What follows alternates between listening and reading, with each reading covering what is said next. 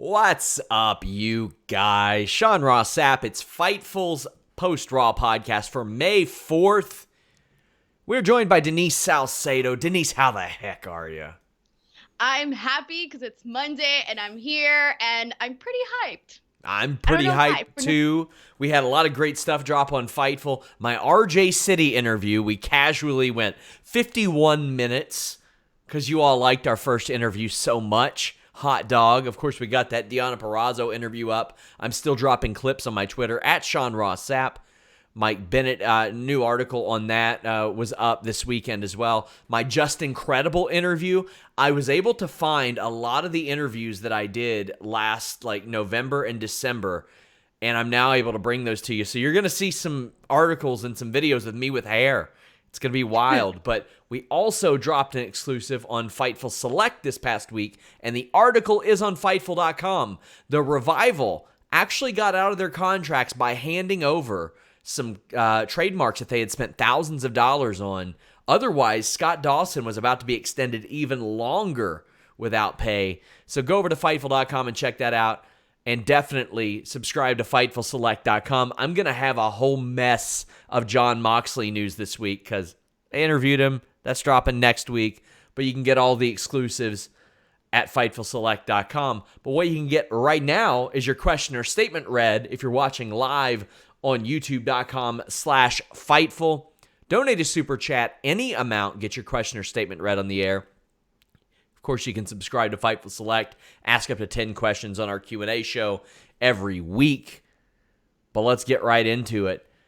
Bedwetter says, why do 90% of wrestlers do a flip when they get rammed into the barricade? I get they're trying to sell, but physically it's impossible for someone to flip like that from getting tossed towards the barricade. Okay, so I can tell you why I was told that stuff like that happens. Like, oh, why does everybody land the same? Why does everybody do that? And they don't bring it up on commentary.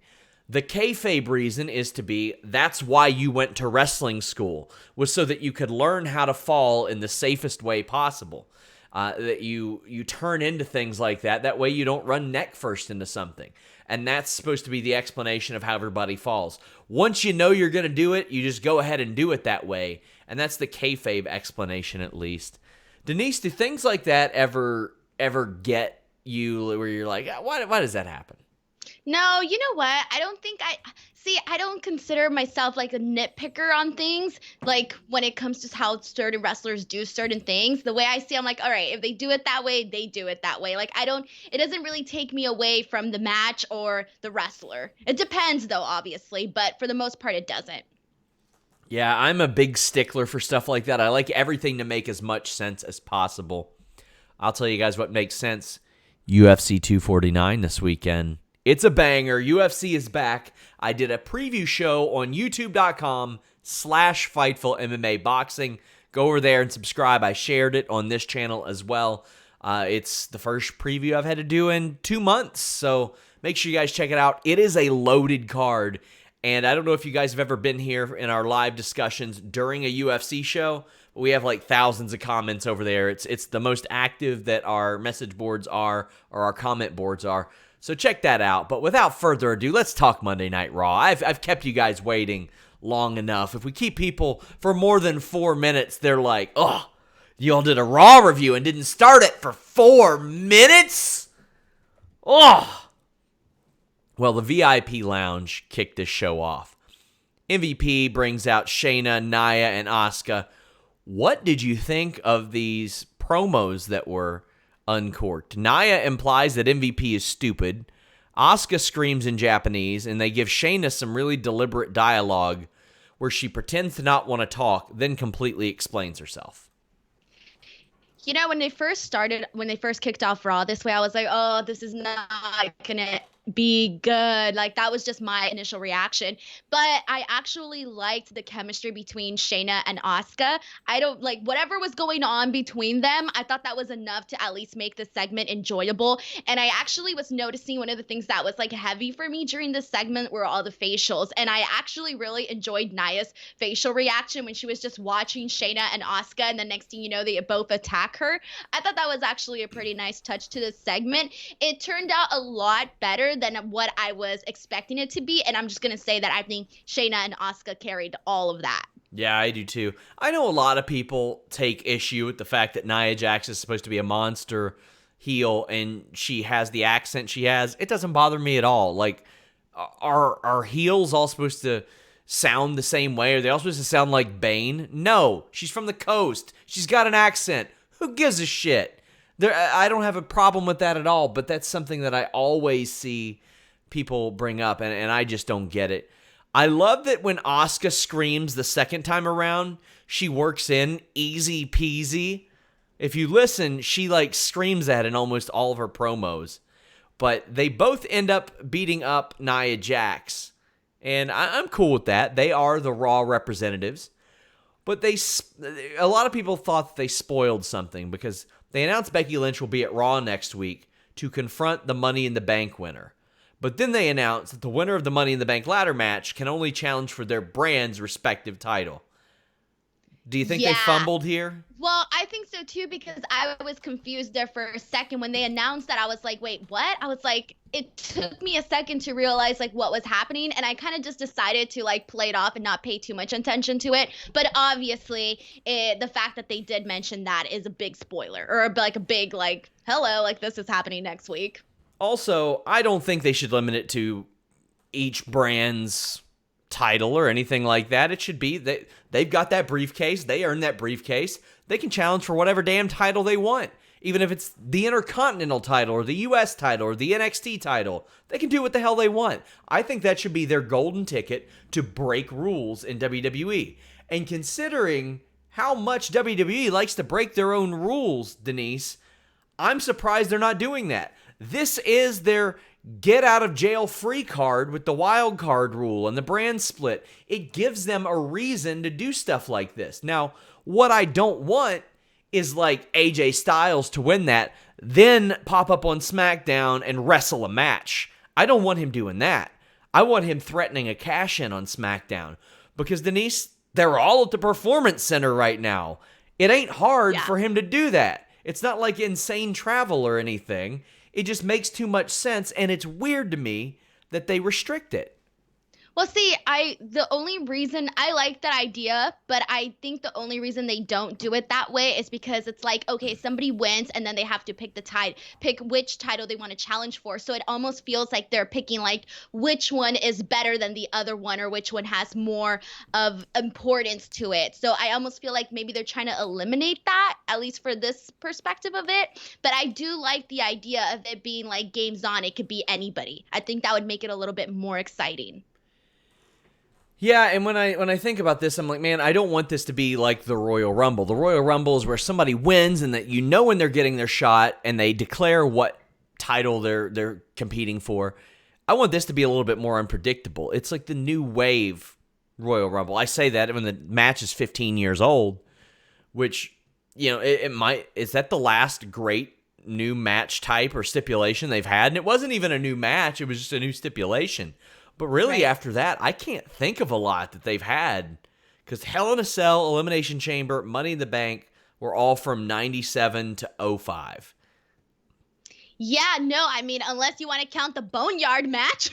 That was really good. But I don't think they'll do another one, but they might do more cinematic stuff. But right, exactly. Either way, the Last Chance Gauntlet kicks off. I thought for sure Jinder was going to get this spot. And let me tell you, I'm relieved, Denise. I'm relieved too, because I hate to be like that person, but I wasn't on board with it last week, and I'm still not on board with this week. I'm just gonna suck the fun out and not be interested in that. So I'm glad, in the nicest way possible, I'm glad that he didn't get that spot. Yeah, me too. I mean, I don't like Jinder Mahal's work. I think there is a short-term story to be told, a 1-month story to be told with he and Jinder Mahal, but then you move on. But not only that, though, like not just to say like, oh, this is an attack on gender, but here's the thing. When I'm seeing a qualifying match for Money in the Bank, I'm looking at potential guys who I think would be perfect for this kind of match. So when I'm picking who I want to see go into this match, I'm thinking who's going to do some really cool stuff in the Money in the Bank that makes me want to see them. So that's how I was picking, hey, this is who I would like to move forward because I know they'll do cool stuff. Well, I was very excited for this last Chance Gauntlet match. I thought it would go like an hour, the segment. It went, I think, about 43 minutes. And I love that they straight up said, we do not know how many participants are in this gauntlet. I loved that. That added a level of unpredictability to it. And Bobby Lashley kicked it off. You see him working out backstage. He beats Titus O'Neil quick. This was Titus's first match of the year. Gets beaten with a spear quick. Akira Tozawa is next. He's lost like 11 matches in a row on Raw. He eats a spear. Shelton Benjamin comes out next, and he gets a lot more offense. Knee, blockbuster, nasty bump on the apron for Lashley, but he gets speared. That's a wrap. I love Bobby Lashley running through these three guys really quickly because it makes Bobby Lashley look really good, and he needs to look really good.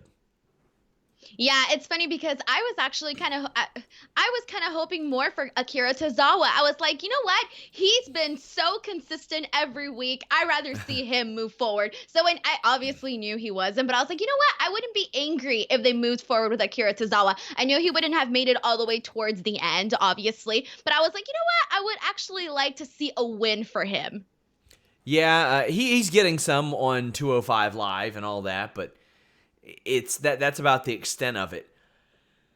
Then it gets bad. I'm not gonna like this, Denise. Humberto, I don't think he's been on the show in a month. Okay, so really quick, when his music came out, it was like my brain registered it like Humberto's out, and then my second part of my brain was like Sean Ross Sapp. Like that's it. Like now your name is forever associated with Humberto. And the thing is, like, I've had some people that are like, oh, it's funny. It's like a gimmick thing now. No, I don't do a gimmick on my shows, guys. I'll do a gimmick on Wrestle Talk's Quizzlemania show. I'll do it there. That ain't my show. I'm trying to bring you all news and my thoughts on this stuff. It ain't a gimmick, me not liking Humberto Carrillo. And again, I got to say this. I don't know the guy personally. He's a very impressive athlete.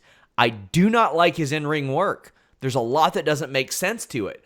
In a few years, maybe I will. Next week, maybe he'll have a match that will make me go, wow, he put it together. But there is no personality to this guy.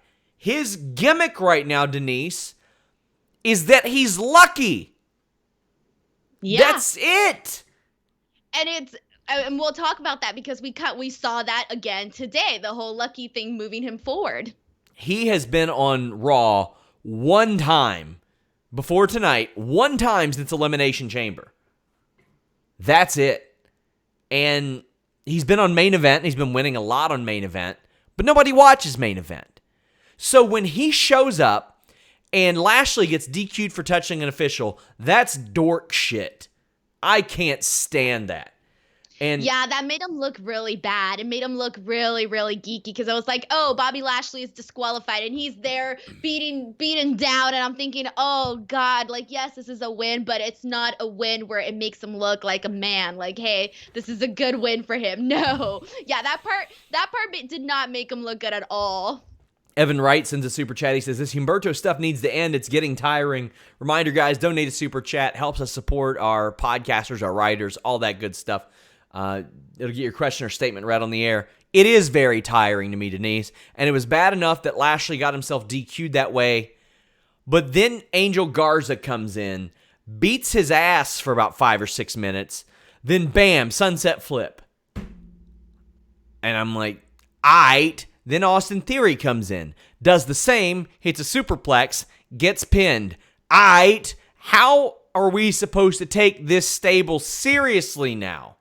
Yeah, I was really there's three things that I think surprised me on today's show, and this was one of them. I was not expecting Humberto to win this match at all. I actually thought that right after that it was going to be over, and then when I saw Austin Theory come out, I was like, okay, well that explains that portion of it.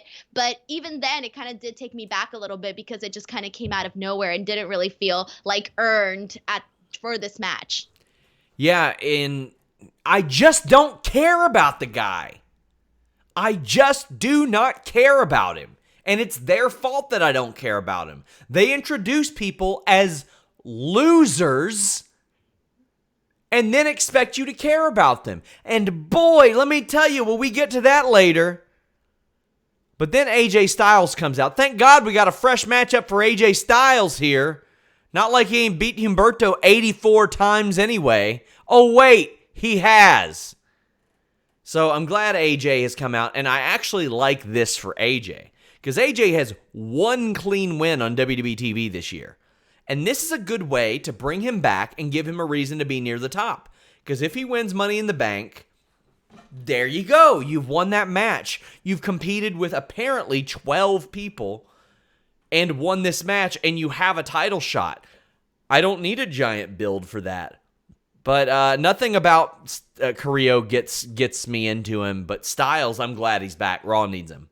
Well, not only that, like the fact that they had AJ Styles come back and be part of this, I felt that it made that one remaining spot feel that much more important. Because at first there was like, a lot of guys I was like, okay, maybe I don't mean no offense, but I really do not care or have any investment in Bobby Lashley moving forward to Money in the Bank and getting the Money in the Bank. I have no investment in that. So for me to see some guys like AJ Styles come in, it feels more important for that spot to be filled and to be filled by somebody that I actually believe has a chance in winning Money in the Bank. Well, this was the quarterly, hey, let's injure Humberto Carrillo because we don't know what to do with him spot. Like once every 2 or 3 months, they just have somebody beat the living shit out of him so they can take him off TV a month. Why? Because they don't know what to do with him because he's not good. So they take him off TV. Styles runs down him coming back to rewrite history. He says he didn't lose the Boneyard match because there are no rules in a Boneyard match. And he says, I got buried. So what? I didn't lose. I love that. I thought that was a hilarious line. Everything that AJ Styles said was hilarious after this. I couldn't stop laughing. I don't know if you noticed that he flubbered when he said WWE. I don't even know what he said. I couldn't stop laughing, though. I thought that was so funny. So that was like my favorite part. Yeah, I really like this. AJ Styles, I think, is the best option to win Money in the Bank, and we'll make our predictions on the card in a bit, because I'm sure we'll have time at the end of this show. Maurice sends a super chat. He says, hey, Sean, with the rumors of Becky making a jump to Hollywood, hope we get a few years out of her in wrestling and a match with Tessa Blanchard outside of WWE. Well, I think you're going to get more years of her wrestling, but I would not expect a match with Tessa Blanchard outside of WWE. They ain't letting her go. They will back up the Brinks truck. They will pay her whatever she needs to just to not wrestle somewhere else. She is worth more to them on a retainer, not eligible to wrestle anywhere else. So, and good for her getting all of these really awesome opportunities. Not very many people get to have those opportunities, and she's killing it. Yeah, the spot on Billions this weekend. Good for her. Good for her. Seth Rollins comes out. I'm with our writer, Jeremy Lambert. I think Rollins needs updated theme music for what he's doing now. I think something almost more church-esque would work for him. Something more mellow or like creepy, because he's supposed to be like a messiah. And to me, like, those are creepy. Like, I'm sorry, but like anybody who like claims to be like, like a god or something, to me is just cuckoo. So I need to see like some chilling type of music to go along with that. So I could see the church vibe coming. Yeah. Rollins says that he's not trying to crush Drew's dreams or take anything away from him. He wants to unburden Drew McIntyre from the championship because he knows what it's like. And the thing I like about this promo, there's a lot of validity to it. I mean, Rose Namajunas, former UFC champion, she said that when she got dropped on her head and knocked out, a weight got lifted off of her shoulders because there was a lot of pressure being UFC champion. And there are some people that handle it a lot better than others. There are some people that fold under pressure and can't handle it. I thought the sit-down method of this interview worked, even with nobody there. I always like that. I prefer that to somebody with a microphone just going out and talking. I like it better when there are questions prompted. But Rollins feels more serious. Yeah. So I liked everything about this promo. I thought Rollins and Charlie both did great. And I'm glad they said that because I remember saying that a couple of weeks ago. That's like, yeah, we got the guy that we wanted to win the Royal Rumble. We got him and all of that. But at this point, we have to see him like.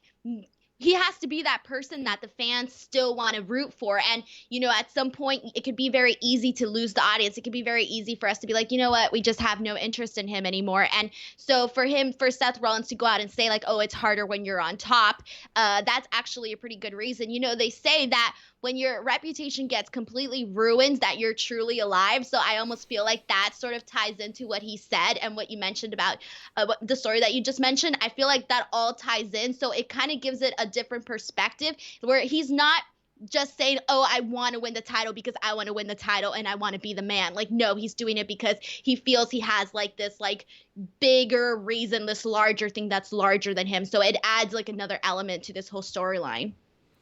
Myron Kidd says, looks like Ricochet and Cedric Alexander will be wished well in their future endeavors or granted their release after that BS we saw tonight. I would not count on it.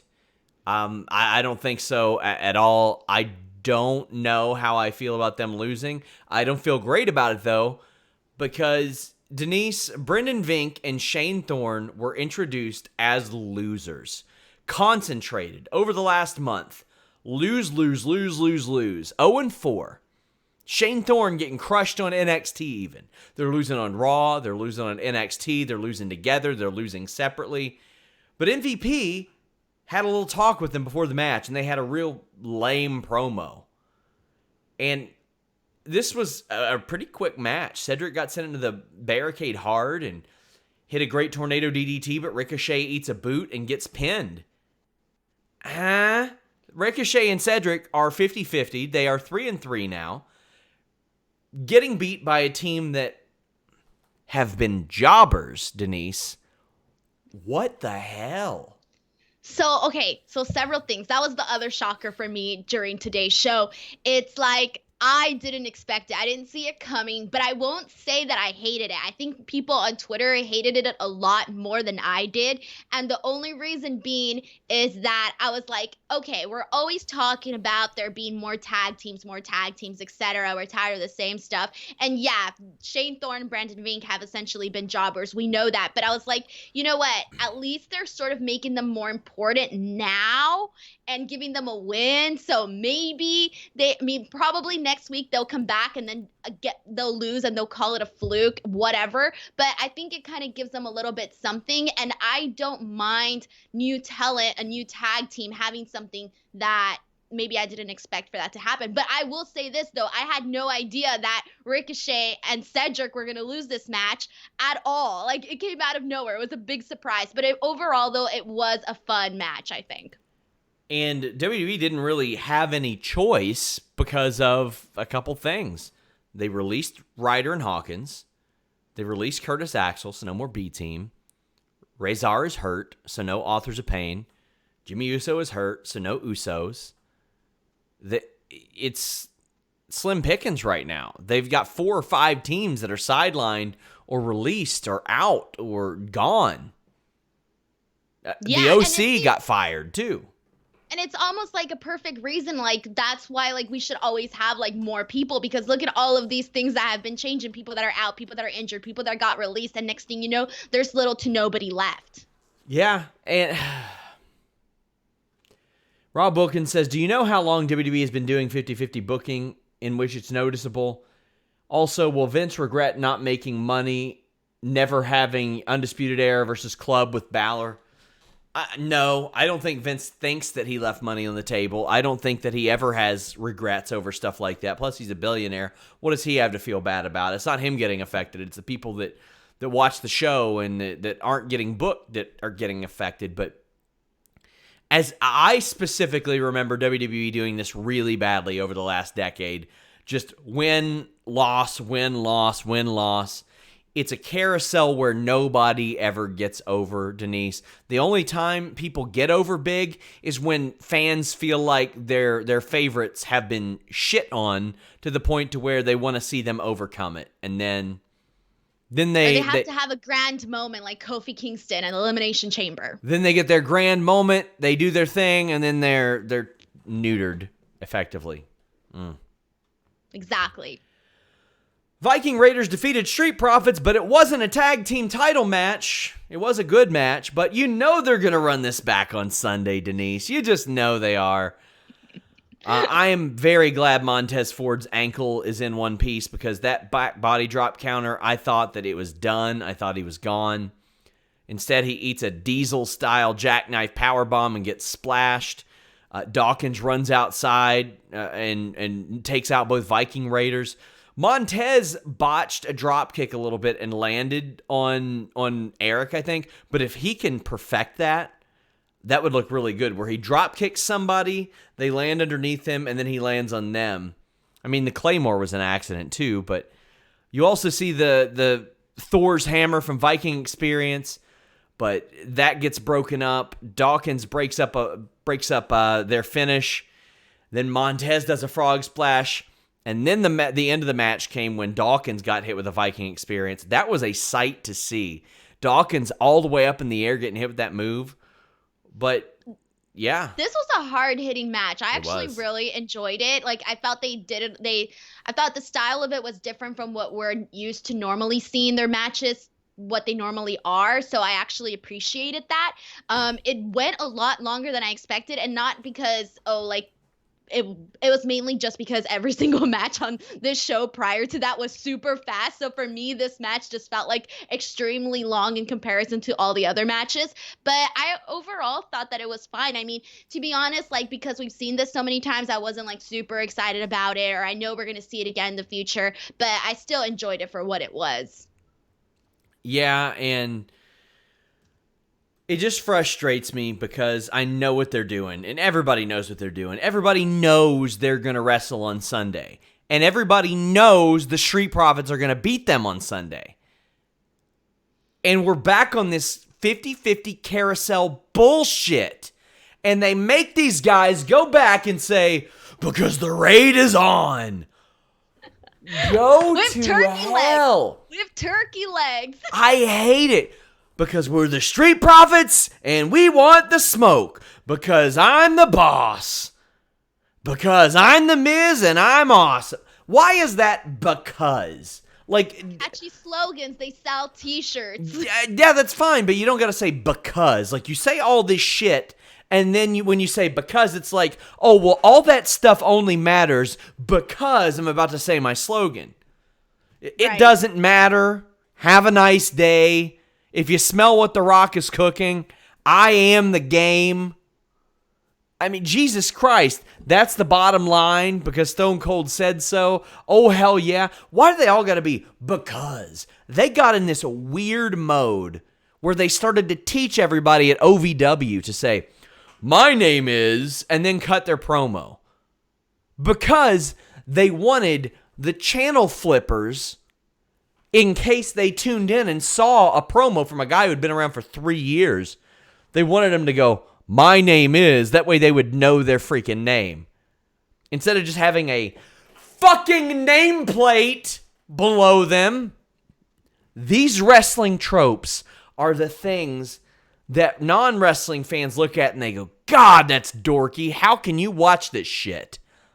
How can you watch these two dweebs run around with turkey legs singing in a car? And you know what? If they have a lighter side, that's fine. But it was so forced. So forced. And I know these guys are great wrestlers. I know they're great performers.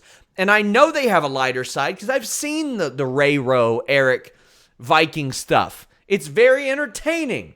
But what they've had them do outside the ring the last few weeks has not been, what the I'm I'm literally the only person in this whole entire planet that enjoyed that segment. The only one. The only one. There's always got to be one, right? Let me tell you, Denise, how much I didn't like that segment a couple weeks ago. It made my penis incredibly soft. Fortunately, Blue Chew was there to help. If you want to go from a chicken wing to a big turkey leg, BlueChew.com has you covered. That way you can cover your loved one in whatever you want to cover them in. And it will last a lot longer than a 30-second job match. You won't get 50-50 booked here. You're going over strong thanks to BlueChew.com, code FIGHTFUL. And it delivers straight to your door a lot more discreetly than this segue that I just gave you. You know, Postman, he's busy. He's not going to notice what you're getting anyway. He's got other stuff to worry about in this environment. But he's not going to know you're getting that Blue Chew either. And you don't have to go to the pharmacy. You don't have to go to the doctor. And you don't need to go to either one of those if you can avoid it these days. It's prescribed online by Blue Chew affiliated physicians. It can get into your system a lot faster because it's chewable with the same FDA approved active ingredients as Viagra and Cialis, but it's a lot better than those. It's a lot faster than those, and it's a lot more effective than those. They'll figure out what active ingredient works best for you. And you don't just have to have a plan or have to have a problem to use this stuff. It's to increase that performance. It's to make sure you get your push. Because nobody's going to give your push for you. You got to give yourself the push. Everybody wants their push. You can get your first shipment free by using the code FIGHTFUL. Just pay $5 shipping. That's it. Pay the mailman. Take care of them. BlueChew.com, code FIGHTFUL. You like that one, did you, Denise? I'm never going to see the turkey leg the same ever again. I have visuals in my mind that have been implanted for the rest of my life. There you go. Well, not implanted for the rest of your life is seeing Roman Reigns in this Seth Rollins video. Did you notice they edited him out? I'm already asking some questions. So I saw that, and then I saw that somebody else also tagged me in it on Twitter and stuff, and I was just like, oh, man. Because, you know, obviously we've heard the rumors, et cetera, about everything that's been going on. And it's just like, I don't really see the point, though. I don't really see the point in removing him from the video. That's just my personal opinion. I don't get it. I don't see why.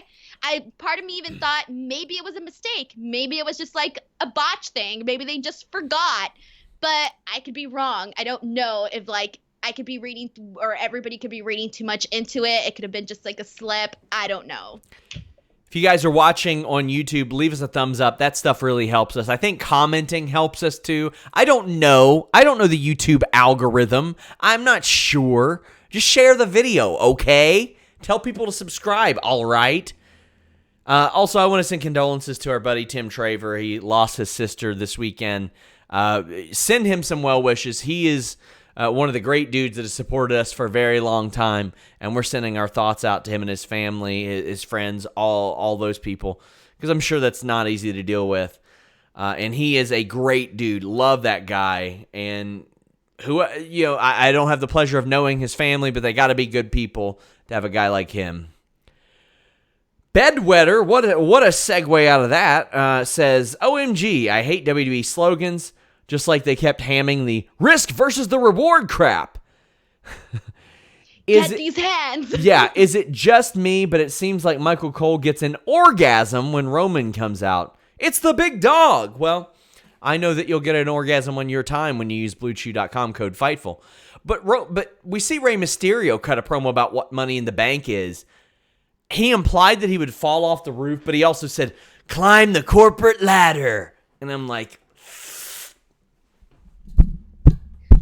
ooh, makes me mad, Denise. Wait, why did it make you mad? I hate forcing that shit. Like he sounded like a commercial. I'm going to climb the corporate ladder, and I'm going to take a risk. I'm known very polished. I'm known for taking risks, but I'm going to take the biggest one of my career when I go to the top of WWE headquarters, yeah, I said it, I'm going to climb the corporate ladder. Damn, man. Poor Ray. I actually thought he did just fine. I was like, hey, he comes out here, he promotes Money in the Bank. It's all good. If you can tell, guys, I've had a few weekends off, and this weekend, I got to work, which I love my job. I love working. There's nothing more legitimately that I love than hanging out and talking wrestling with you guys, but I am not going to pretend like I have not enjoyed sitting on my ass and eating chili dogs the last few weekends. It's been pretty awesome. Edge and Randy Orton are advertised for next week. Cool. WWE needs some star power. You got Edge, Randy Orton, you got Becky. You're getting AJ back. They need these people. We ain't gonna see Undertaker or Brock, and that's fine. But they need these people back bad. Yeah, especially because this has obviously all been the lead up to Money in the Bank. And so now it's like if you're a fan that, let's say, you're not as interested in what's going on and you're just watching leading up to Money in the Bank, and then you're like, well, why do I have to watch next week? Hey, having these announcements helps. So hopefully, we see like consistency. Yeah, I agree.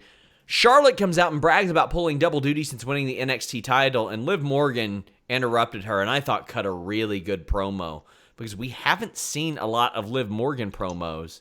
She's calling Charlotte Char and saying she's coming for her title. Charlotte pretends she doesn't know her. Liv talks about a silver spoon being fed to Charlotte's ass, then to her mouth. Yeah. But then Liv wanted a match, and I just thought, son of a bitch. I knew it was going to be a good match, and it was. But Liv Morgan was 7-2 since coming back. Some singles wins. And I'll just say this. First off, what did you think of the promo? Okay, so first of all, with the promo, I know what they were going for. I know what she was going for. I won't say that it was the greatest thing ever because I did feel like I almost felt like she was thinking too much about the lines and thinking about what she had to say next. And I've seen so many like TV shows. I know that part. I know how those mean girl lines are supposed to be played and whatnot. So I kind of felt that felt a little short to me, but that's not to say that I don't think that Liv Morgan is going to be like super awesome, because I honestly think that she has something that none of the other women on the roster has, and she has this she's very relatable and she's very likable, and she's the one person or one of the few women on there that I think can connect to a younger female audience. And I tweeted that out because I do honestly think that I can see it. I remember back in my teenage days, if Liv Morgan was around during that time, I would have been a big time fan of hers. So I feel like she can connect to fans in that way. But I did think that the promo itself did feel a little bit it felt a little bit forced. But I think that if she continues to do this sort of stuff, I think it'll just get better. And I like the direction that they're going with her right now. It still doesn't connect to the vignettes and what she's been doing, so it kind of seems like it's a new thing that they're doing with Liv. I like Liv. I completely agree with you. I think you're spot on. She can attract a younger demographic. I mean, she's 25. She'll be 26 next month, but she's been signed to WWE since she was 21, I think. She is still a young woman that can relate to people like that. She can understand far more than what a lot of the writing team can, how to approach that demographic. And I think she's great. I think she has star written all over her, and I hear nothing but good things about her from the locker room as well. Then we get a match, and I was like, damn, do we need to do this? This is one where I was hoping a shit finish would happen, but Liv has some great offense. The half-pipe stomp is really good for her. The face buster's good. The double knees are good. The head scissors are good. The flying head scissors. And Charlotte also, I love her head scissor stomps where she does the figure four around the neck and then slams their face into the mat. She counters a drop kick with the Boston Crab, countered the head scissors with a power bomb. And I thought that Charlotte helped out Liv a lot on that power bomb by that look of disbelief on her face. And it wasn't the typical, oh, she kicked out. Charlotte laughed about it. She's like, this girl just kicked out of that, and I didn't think she was going to. I thought that was really good. And Charlotte wins with a figure 8. And I'm okay with that. And everybody's like, oh, well, of course, it's Charlotte. Charlotte didn't book the show. Charlotte didn't write the script. Charlotte didn't book this match. And did Liv look good hanging with her? Yes. Was the match good? Yes. WWE has a real tough time grasping, consistently building up one person who is a champion and is really good, and then another person who is a challenger and is really good, then keeping them the fuck away from each other until the first time they face on a pay-per-view where you gotta give money to see something because nobody is ordering this weekend's pay-per-view to see Street Profits and Viking Experience. Will they pay for pay-per-views or WWE Network in the future to see them in matches with other teams? Yeah, I think they will. I think they're all really great. But nobody is paying to watch this for a 50th time. Nobody. Charlotte beating Liv immediately knocks down a contender. Now, maybe Liv comes back and reels off 5 wins. That's fine. But, I see Aleister Black, and Aleister Black has not lost a clean one-on-one match in a year. That's why I keep telling people he don't need money in the bank. He just needs to win, and then they need to say, oh, this guy's won a lot of matches, and that should be what determines who's going to fight for this championship. It shouldn't be just some happenstance situation where they bump into each other in a hallway, and Aleister looks back, and he's like, oh, well, I'm going to drink your blood from a chalice while I sit in a dark room.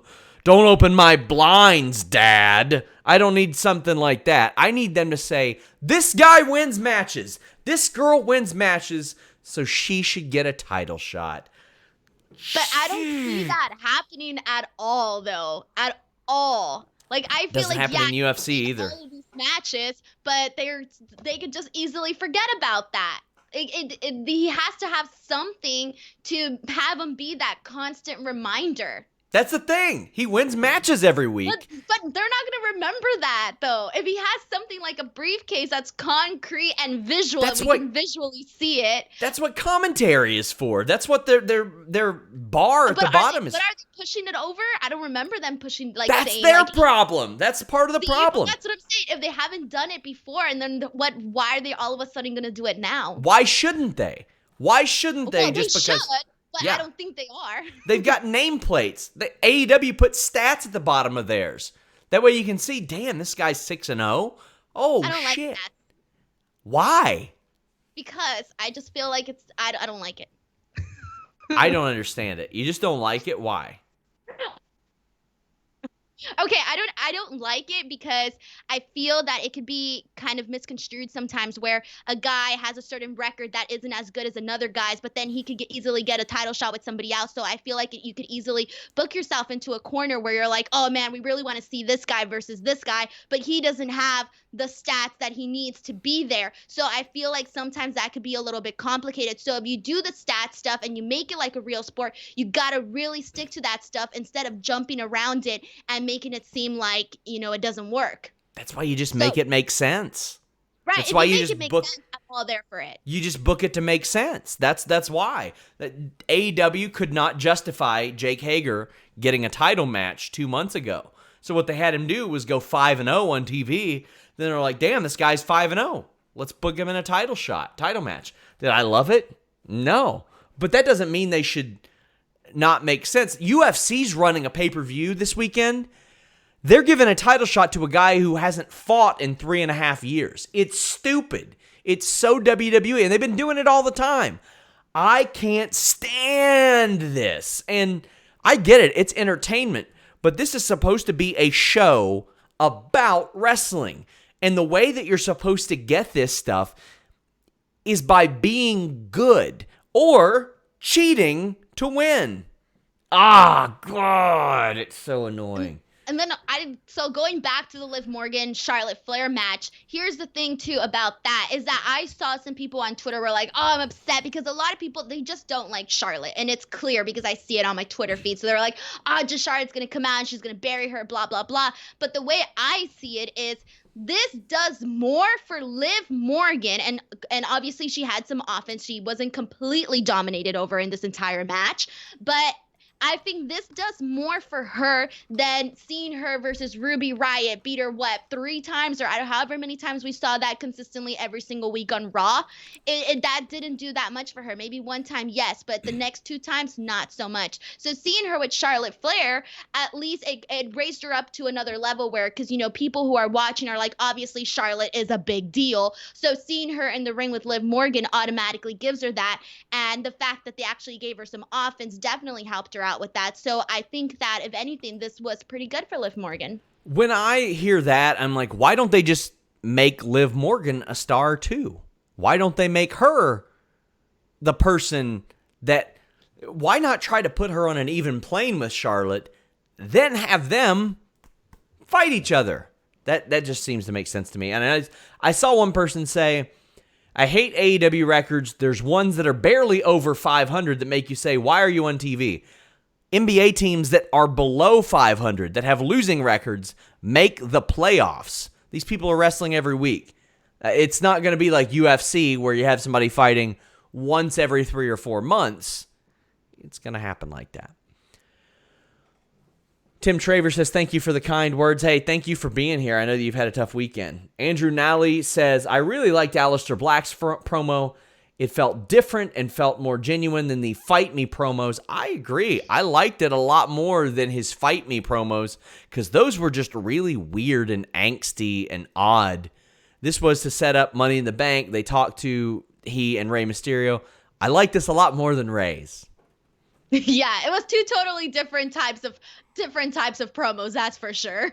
Yeah, Buddy Murphy cuts a promo backstage, and Drew McIntyre jokes that he doesn't even know his name anymore. He uncorks an ass-kicking early en route to beating Buddy Murphy. Murphy gets a little bit of offense, but every time I see Drew do that kip up, I'm like, that's insane that he can even do that. He is so freaking big. Buddy hits his kick in the corner and a powerbomb, but then he eats a Claymore, and he sold that insanely, Denise.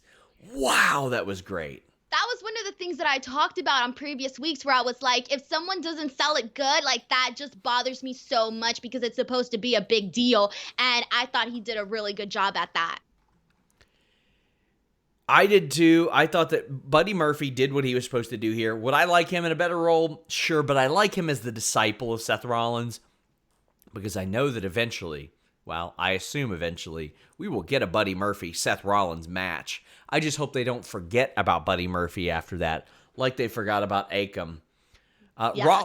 Rollins won't get into the ring. He leaves, then reappears and surprises Drew with a super kick, but then McIntyre hits him with a headbutt. Rollins dips out before the Claymore hits, and that was Monday Night Raw. What did you think of it? So first of all, going back to the match, I liked how when Buddy Murphy was kicking him and he was chopping him and it just wasn't doing anything, and then Drew McIntyre gets him with the chop. I thought that out of ever since Drew McIntyre won the championship, I felt that this was the strongest he has looked on Raw since. I feel that he's been looking like a champion the past few weeks, but not as strong as tonight. I thought today it really came through like this is a champion. And he just came across differently. Like I saw him as more grand, I guess you can say. I did like the ending because I didn't see Seth Rollins coming back. I actually thought that he was gone, and then he came back, and I was like, wait, where did he come from? Like, it took me a second to register that he came back, and so that took me by surprise. And if you take me by surprise, then I'm a fan. I can't hate it at all, so I really did like the ending, especially the fact that they both were essentially on top on their feet at the end, and not one guy was over the other one. They both got something in, something that if I'm a fan and I'm watching this, I'm gonna probably be like, hey, I'm a little torn. I would have automatically assumed Drew's gonna win, but after seeing this interaction with Seth, I might think differently. Hey, I want to watch Money in the Bank and see who's really gonna win here. Is Seth gonna get his title back? Whatever. So I actually felt that ending was pretty strong. Yeah, I really like that. When I saw Rollins come in, I was like, damn, did they cleverly edit that? Did they pause the tape and say, hey, go get in the ring? Because that was fantastic. I'm with you. I really, really like that. Reminder, guys, donate a super chat. Any amount, get your question or statement read on the air. Korasami 1997 says, I think the last person WWE gave a title shot to because of a winning streak was Becky in 2018 before SummerSlam. It seems so long ago. I'm sure they've done it with somebody else. I would just have to go back and look, and I don't know. It just seems like nobody can go a couple months without having clean wins. And there's Macho Man Randy Savage said he always preferred to win him in the ring, lose him in the ring, because he was good enough to lose them in the ring and stay over. That's another thing. I looked up a stat, Denise. Between WrestleMania 35 and 36, Seth Rollins had, I think it was like 30 singles matches. 17 ended in DQ or no contest. Really? Yes. I'm not surprised at all because I feel like I remember seeing all of that. Yeah, you got to be good enough to win or lose him in the ring. That's the thing Jim Ross screams about on his podcast. If you can't get out of a match without the guy you want looking good, and the other guy being fine, then why'd you book the match? Because then it just kind of de-hypes a match. I don't know if that's definitely not a word, but works. It makes it less important. So I want to know that if a guy gets a clean win, hey, this is important. He's important. I need to be looking at that guy. So I feel that whenever we don't get that, it just diminishes it. It doesn't make it seem important. So the next time I see the match, I'm not going to see it as a big deal because to me, it's important if it's a clean finish. So, WWE Money in the Bank 2020, this Sunday, we're going to go ahead and make our predictions. It has not been announced, but we are going to predict it. Viking Raiders, Street Profits, Raw Tag Team Championships. Street Profits are going to win this match, Denise. I think they have to, just because I think they just have to. I'm going to go with Street Profits as well, but I won't be surprised if Viking Raiders just come out of nowhere, though. SmackDown Tag Team Title 4-way match. New Day defend against the Forgotten Sons, Miz and John Morrison, and Lucha House Party. I don't have a damn clue why Lucha House Party are in this. They have not. They just lost. New Day just lost because, the champions always got to lose. So it could be any one of these four. There's never a chase in the SmackDown Tag Team title division. Everybody just has the titles and they switch them around. And I don't... It's the most 50-50 title there is. And somehow the matches are always good, and I'm always into them. It's one of those weird situations where 50-50 works for me, but I don't have a certain pick. If I had to pick somebody, I would probably say Forgotten Sons. I'm going to go with the fact that I feel like the same guys are always winning when it comes to the SmackDown Tag Team titles, so I'm going to go with New Day. Bayley defends the SmackDown Women's Championship against Tamina. If Tamina wins this, I might hurl myself out of my second floor office. Man. Yeah. I can't see Tamina winning this, so I'm going to go with Bayley. Yeah, I think Bayley's got to win this. Gotta win this, and it's the right thing to do. Somebody had said that that Lucha House Party just beat Miz and Morrison. You're right. My bad. But they lost to the... swear they're going to give it to Lucha House Party. Yeah, and here's the thing. They lost to the Forgotten Sons before that. They lost the tag team title match before that. They lost a gauntlet match before that. They lost a top contendership match before that. Let's see, what else was there? They lost another top contender match before that. There you go. That's why I ain't keen on it. Not keen on it. Up next, SmackDown, or not SmackDown, it's the Women's Money in the Bank ladder match. Dana Brooke, Asuka, Nia Jax, Shayna Baszler, Lacey Evans, and Carmella. Conventional wisdom would say Shayna Baszler, but I think Becky Lynch needs something else. Something else. And I don't know what that something else is. It might be one of the women on Raw winning this and then just terrorizing her while she has another feud. But here's the thing. If the Money in the Bank winner doesn't challenge her immediately, I don't know who she's supposed to face because everybody else has been losing, Denise. Yeah, I was gonna say I feel like it should be anyone but Naya, but now I'm starting to think that maybe Naya could win it. But the point of this is though is that Becky's reign should definitely not end with a cheap cash in at all. It should be something where it solidifies another person. So if it is Naya, I would hope that she doesn't necessarily just beat Becky and get the title because I don't think I'd be there for that one. Um, so Oh, yeah, I think I if think it's it's gonna, Nia, I think if it's Nia, then Becky should beat her. no, yeah, like Becky should win, like not Naya. Yeah. So, but I'm saying, so I don't know like who will win this one. I have a feeling that it might be Nia Jax just because they've brought her back. They've been protecting her. She's been winning. It could possibly be Nia, but I would say that it could either be Shayna or Asuka as well. Men's Money in the Bank ladder match: Daniel Bryan, Rey Mysterio, Aleister Black, King Corbin, Otis, and AJ Styles. I think AJ's going to win it, but I would be satisfied with anybody besides Corbin. I would prefer not Rey either because he just doesn't need it. I'm going to go with Aleister Black because I think that Daniel, AJ, and Rey are all established. Corbin would essentially be a waste since he hasn't really won a feud or anything like that. Otis is just simply not there yet. So I would think that Aleister is the only one that would benefit from it. I got to say, if Otis manages to win this and they get him out in front of crowds again, I think he's going to be super, super over. But I don't know what they think of Otis. I don't know if they see him as just comedy guy or if they think he can be something. I think that this would be so much charisma, man. Yeah. So much. I think this would be a great way to reestablish AJ. I mean, he is established, but to insert him back into the main event picture, I don't think it's Bryan. He said that his deal's up later this year. There you go. Braun Strowman versus Bray Wyatt. It should be noted, I don't think this is The Fiend. It's just Bray Wyatt.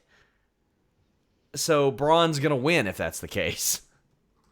I'm going to go with Bray. Although it'd kind of be pointless because it's kind of like, well, why'd you take the belt off of him in the first place? But I'm just going to go with Bray for this one.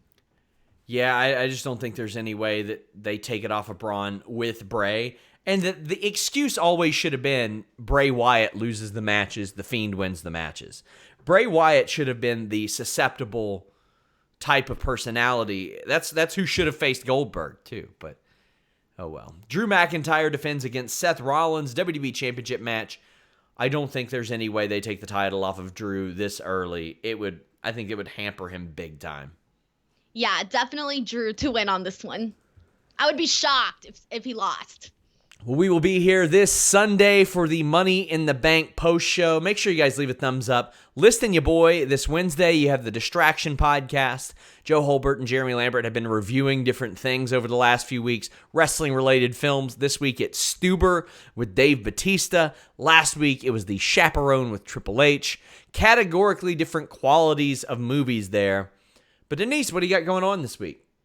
All right, so this entire month, I've decided to just make my life a living hell. So I've decided to do a 31-day video challenge on YouTube, which means that every day for the next 31 days, I will be uploading a video on YouTube, a new one, a random one. It could be something different each and every single day, but I'm gonna do it. And so check it out, youtube.com/Denise Salcedo. I just posted today. Today's video was an interview with Raylan Caster, who was a co-stars with The Big Show on The Big Show on Netflix. So you definitely want to check that out. I mean, she talks about going to the Ariana Grande concert with The Big Show. So that's interesting within itself. So yeah, and Twitter and Instagram @_Denise Salcedo.